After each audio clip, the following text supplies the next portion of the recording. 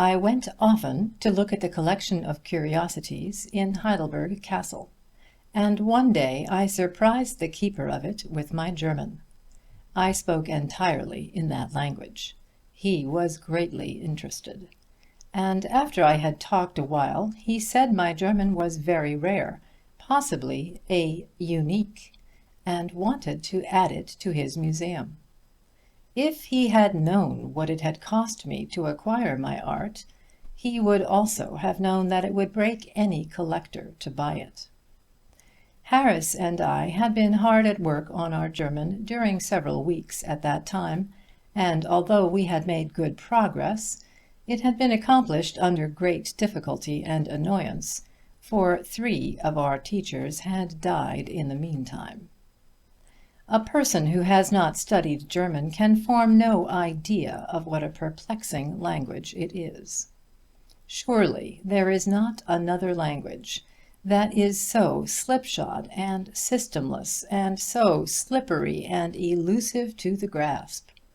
One is washed about in it hither and thither in the most helpless way, and when at last he thinks he has captured a rule which offers firm ground to take a rest on amid the general rage and turmoil of the 10 parts of speech, he turns over the page and reads, "Let the pupil make careful note of the following exceptions."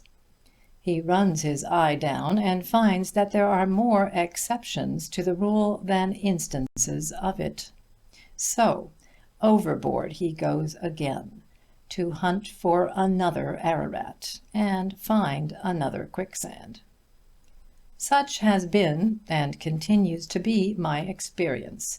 Every time I think I have got one of these 4 confusing cases where I am master of it, a seemingly insignificant preposition intrudes itself into my sentence, clothed with an awful and unsuspected power, and crumbles the ground from under me.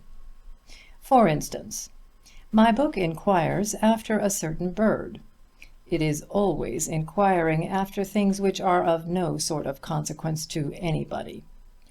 Where is the bird? Now the answer to this question, according to the book, is that the bird is waiting in the blacksmith shop on account of the rain. Of course no bird would do that, but then you must stick to the book. Very well. I begin to cipher out the German for that answer. I begin at the wrong end, necessarily, for that is the German idea. I say to myself, Regen, rain, is masculine, or maybe it is feminine, or possibly neuter. It is too much trouble to look now. Therefore it is either der, the Regen, or die, the Regen, or das, the Regen, according to which gender it may turn out to be when I look. In the interest of science, I will cipher it out on the hypothesis that it is masculine. Very well. Then the rain is der Regen, if it is simply in the quiescent state of being mentioned, without enlargement or discussion. Nominative case. But if this rain is lying around in a kind of general way on the ground, it is then definitely located. It is doing something, that is, resting, which is one of the German grammar's ideas of doing something. And this throws the rain into the dative case and makes it dem Regen. However, this rain is not resting, but is doing something actively. It is falling, to interfere with the bird likely, and this indicates movement, which has the effect of sliding it into the accusative case and changing dem Regen into den Regen.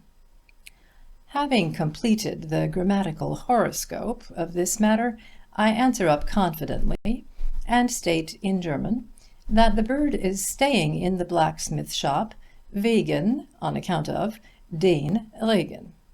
Then the teacher lets me softly down with the remark that whenever the word wegen drops into a sentence, it always throws that subject into the genitive case, regardless of consequences, and therefore this bird stayed in the blacksmith shop wegen des Regens. N.B. I was informed later by a higher authority that there was an exception which permits one to say wegen den Regen in certain peculiar and complex circumstances, but that this exception is not extended to anything but rain.